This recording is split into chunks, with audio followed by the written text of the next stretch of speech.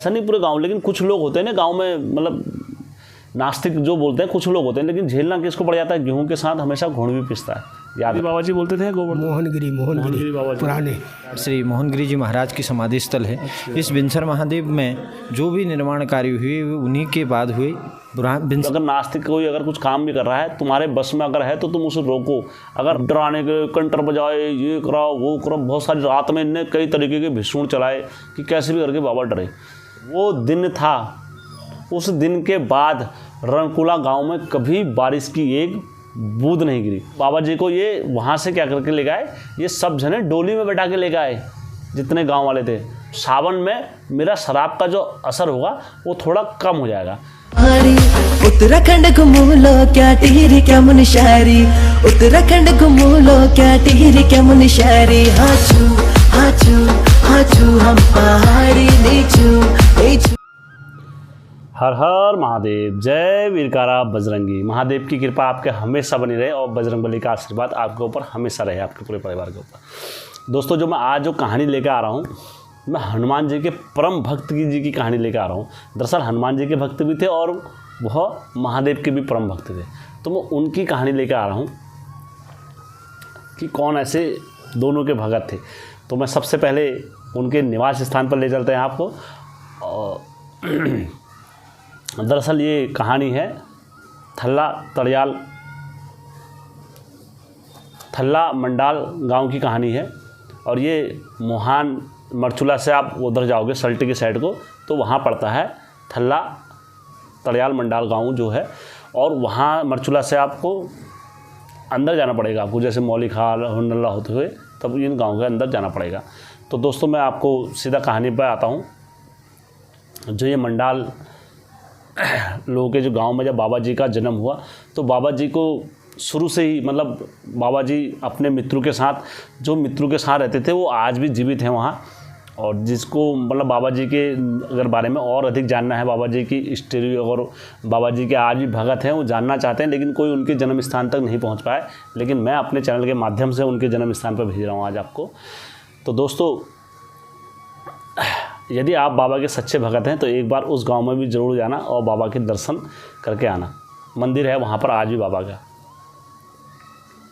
तो बाबा जी को बचपन से ही क्या था, भगवान की भक्ति का ध्यान था और हनुमान जी को बचपन से ही मानते थे, हनुमान जी के परम भक्त थे। अब मैं बता रहा हूँ, मोहनगिरी बाबा जी उनका नाम है। और मोहनगिरी बाबा जी को शायद ऐसा बहुत कम लोग होंगे जो नहीं जानते होंगे कि उत्तराखंड में अगर जो बिनसर महादेव जाएंगे तो मोहनगिरी बाबा जी को अवश्य जानेंगे, क्योंकि मोहनगिरी बाबा जी का वहाँ पर जो पुजारी हैं आज भी मोहनगिरी बाबा जी के नाम लेके चलते हैं। और मैं उनकी वाइट भी दिखा रहा हूँ आपको, ठीक है। आप देख सब जरा हमें बताओगे और यहाँ हमारे दर्शकों को सबको आशीर्वाद देते हुए बाबा जी अपने। अरे यार बहुत पुराना मंदिर है। देखो बाबा जी यहाँ बाबा जी रहा करते थे। हाँ, यहाँ बाबा जी बोलते थे गोवर्धन मोहनगिरी बाबा जी पुराने। तो वही श्री मोहनगिरी जी महाराज की समाधि स्थल है। इस बिनसर महादेव में जो भी निर्माण कार्य हुए उन्हीं के बाद हुए। बिनसर महादेव का जो इतिहास है वो तो प्राचीन है, बहुत प्राचीन है, कोई इसका पता नहीं है। हाँ, इसका ग्रंथों में मिलता है, स्वयंभू महादेव है। लेकिन मोहनगिरी महाराज ने ही यहाँ पर, यही समझो आप साक्षात शिव रूप में थे और इन्होंने ही यहाँ पर जो है पूरी तपस्या करी है अपने। आप समझिए इस समय ये जनवरी शीतकाल है, मांग का महीना है, इस समय इन्होंने यहाँ नागा तपस्या करी है और महान शिवरूप थे ये। इन्हीं की ही सब कृपा से ये पूरा जो है बिनसर महादेव क्षेत्र बसा हुआ है। इन्हीं का ही आशीर्वाद है, इस जंगल में इन्होंने मंगल किया हुआ है। जिनके दर्शन कर सकते हो दोस्तों ऊपर जाए तो बिनसर महादेव जी ने वहाँ पर स्वयं तपस्या करी है मोहनगिरी बाबा जी ने, और तो उनको ज़्यादा श्रेय जाता है। तो मैं सीधा उनकी कहानी पर आता हूँ। बिनसर महादेव जो मोहनगिरी जो बाबा जी थे वो एक बड़े तपस्वी थे और उन्होंने बचपन से ही उनको जोग ले लिया। मैं बचपन की एक्टिविटी नहीं डाल रहा हूँ, उन्होंने क्या करा क्या नहीं करा। दरअसल जो मोहनगिरी बाबा जी थे ये हैं, उनके पिताजी के बहुत अच्छे मित्र थे जिनके माध्यम से मुझे कहानी आई है। तो उनने मुझे ये कहानी बताई है कि उनकी चमत्कारी की शक्तियों की, वो बचपन में भी मतलब, क्योंकि जो भगवान रूप में होते हैं वो बचपन से ही शक्तियाँ दिखाना स्टार्ट कर देते हैं भगवानों की। तो मोहनगिरी बाबा जी भी क्या थे, बाबा जी भी बचपन से ही शक्तियाँ अपना दिखाना प्रचलन कर दिया था। तो बाबा जी क्या करते थे, अपना विचरण करते थे और उन्होंने बचपन से ही भी योग ध्यान ले लिया। थोड़ा होश-हवास में हुई बाबा जी ने क्या कर दिया, योग ध्यान ले लिया। तो इन्हें अपना गांव छोड़ दिया और ये राम के भगत की यात्रा में और महादेव की भक्ति में निकलते रहते थे। तो इन्होंने कई जगह तपस्या करी, कई जगह साधनाएँ करी। तो जो इनके जैसे कहते हैं ना, जो मैं जिस गाँव का हुआ तो मुझे उस गाँव के लोग बहुत कम मानेंगे। सत्य बात है, कोई ऐसी मैं झूठ नहीं बोल रहा हूँ, क्योंकि जो पति होता है वो जो पत्नी होती है वो अपने पति को बहुत कम मानती है, कि कहती है हमारा पति ज्ञानी नहीं है, लेकिन चाहे वो कितना बड़ा ज्ञानी हो, तो हकीकत है। तो वही सारी चीज़ है। आप जो इनके गांव के लोग थे वो बाबा को नहीं मानते थे, बहुत कम मानते, कहते ये तो ढोंग करता है, ये सारा मतलब पागल हो गया, इस टाइप से मतलब लोग बोला करते थे कि यार ये मतलब बाबा है और ये खाली ढोंग करता है इधर करके और ढोंग का प्रचन करता है। तो ऐसे करते करते अब जो जोगी आदमी होते हैं उनका नित्य कर्म क्या होता है, जो दे दे उसका भी भला, जो ना दे उसका भी भला। तो अलग की वाणी करते थे और ये मांगने जाते थे, अलग माई दे दे माई, भिक्षा दे दे माई। तो जब जो मिलता था उससे अपना ही खाना गुजारा करते थे। जो जोगी का जो नित्य कर्म है यही है। 1 घंटा भिक्षा मांगते थे, 1 घंटे में अगर जितने दे दिया तो उतना खा लेंगे, और जितना नहीं दिया तो राम का नाम लिया और हनुमान का नाम लिया, सो जाते थे। करते करते ये कहाँ पहुँच गए, एक बार रंगकुला गांव है, ये वहीं है धरी मौली खास साइड, ठीक है। रंगकुला गांव में पहुंच गए भिक्षा मांग। तो वहाँ भी रहे, समय बिताया। तो वहाँ के लोगों ने क्या कह दिया, ये ढोंगी बाबा है, ये कोई जोगी थोड़ा, ये संत आदमी नहीं है, ये संत आदमी नहीं है। इस टाइप से उनके बारे में काफ़ी मिथ्या।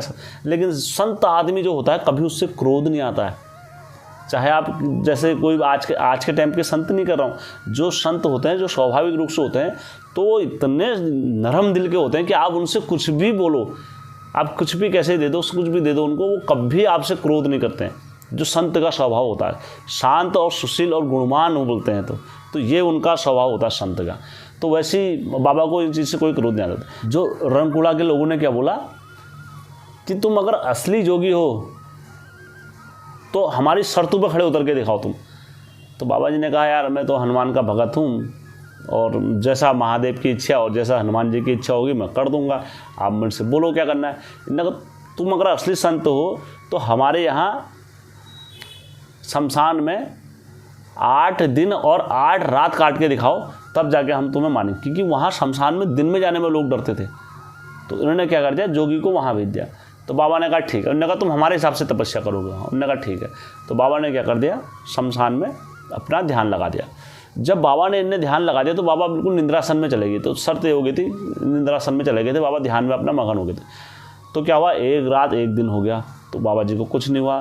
2 रात 2-3 दिन हो गए, कुछ नहीं हुआ। चौथे दिन भी हो गया, कुछ नहीं हुआ। तो बाद 5 जब दिन हो गए थे, इन लोगों ने क्या रहे, बाबा तो ये शर्त जीत जाएगा। लगा बाबा शर्त जीत जाएगा तो हमारे लिए मतलब हम कुछ ऐसा नहीं पूरे गाँव, लेकिन कुछ लोग होते हैं ना गाँव में, मतलब नास्तिक जो बोलते हैं कुछ लोग होते हैं, लेकिन झेलना किसको पड़ जाता है, गेहूं के साथ हमेशा घुन भी पिसता है। याद रखना, अगर तुम्हारे सामने कोई गलत कर्म हो रहा होगा, अगर तुम नहीं रोकोगे उसे, तो गेहूं के साथ घुन हमेशा पिसता है। तो सबसे पहले हम कहते हैं ना, कोई अगर नास्तिक कोई अगर कुछ काम भी कर रहा है, तुम्हारे बस में अगर है तो तुम उसे रोको, अगर नहीं है तो उसका विरोध करो, विरोध करो। विरोध करने के बाद भी अगर वो नहीं रुकता है तो उससे अपना नाता तोड़ दो, जो हमारा उसूल कहता है। उसके बाद तुम अपने रास्ते आ जाओ। तो वैसे क्या करा, इनने बाबा की परीक्षा ले ली। तो बाबा को परीक्षा लेने के लिए क्या कर दिया, इनने पानी में डाल दिया। जब पानी में डाल दिया तो बाबा के गले गले तक पानी डाल दिया, और इतने पानी डाल दिया तो बाबा का ध्यान वसी रहा। तो 2 दिन 2 रात बाबा ने तपस्या पानी में करी। अब जब 8वें दिन की बात आ गई फाइनल, तो बाबा जी को लिए क्या नाम कहते हैं, इन्होंने बहुत सारे डराने के कंटर बजाए, ये करा वो करा, बहुत सारी रात में इनने कई तरीके के भीषण चलाए कि कैसे भी करके बाबा डरे। तो बाबा जी नहीं डरे। जब शर्त पूरी हुई, जब 8वें दिन बाबा जी की आँख खुली, तो बाबा जी ने कहा जिस तरीके से तुमने मुझे वचनबद्ध करा था, मैंने 8 दिन और 8 रात मैंने अपने जोगी होने का प्रमाण दिया है, और जिस तरीके से तुमने मेरे साथ अभद्र व्यवहार करा है और जो निंदनीय जो मेरे साथ तुमने अपराध करा है, मैं तुम्हें आज से और इसी वक्त से अपना दोष देता हूँ। जो शराब बोलते हैं आज के टाइम में, तो बाबा जी का क्या लगा, इनको दोष लगा। बाबा जी ने कहा मैं तुम्हें दोष देता हूँ कि जैसे तुमने मुझे पानी में डुबाया है और जैसे तुमने मेरे ऊपर पानी के जो बरसात के वो मारे हैं छींटे, तो मैं तुम्हें श्राप देता हूँ कि आज के बाद इस रणकुला गांव में कभी बारिश का एक छींटा नहीं पड़ेगा। बाबा जी इतना कह के वहाँ चलेगी वहाँ से चलेगी बाबा जी इतना कह के। वो दिन था, उस दिन के बाद रणकुला गांव में कभी बारिश की एक बूंद नहीं गिरी। जब ऐसे हो गया, और क्या होता था, बारिश आती थी तो बारिश पूरे गांव को भिगाते हुए तर करके आती थी, हरे भरे, और केवल इनके गांव में क्या होता था, बारिश नहीं रुकती थी। ये बड़े अचंभव की बात हो गई थी पूरे गांव वालों के लिए कि यार ऐसा कैसे हो गया यार, एक जोगी का मतलब कैसे लग गया इतना हम पर दोष। तो इन्होंने क्या करा, परेशान हो गए। तब वहाँ के बूढ़े बुजुर्ग लोगों ने कहा, जाओ, तुमने वो करा है अपमान जोगी का, तुम्हारे उस कारण से फिर नास्तिकों को पकड़ते हैं ना, नास्तिकों को सुनना भी तो पड़ता है, तुम्हारे कारण आज हमारे बच्चे इस कदार पर आ गए, तुम जाओ और ढूंढ के लाओ उसी जोगी को।